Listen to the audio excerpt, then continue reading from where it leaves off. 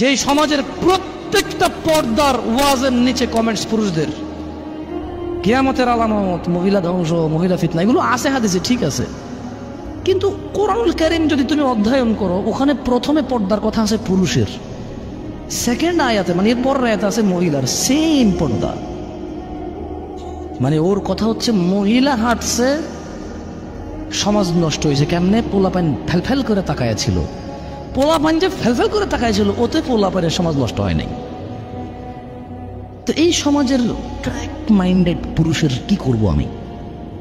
কি করব এই অর্ধগলিত পচা বিবেকহীন পুরুষের এই সমাজের বসতিতে? এই সমাজ কিভাবে উন্নত হবে যে সমাজের পুরুষকে আল্লাহ বলেছে তুমি তোমার চক্ষুকে অবনত করো, সে এমনি তাকায়।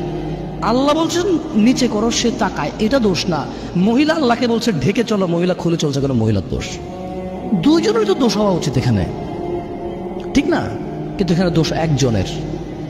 এখানে দোষ কয়জনের? একজনের দোষ।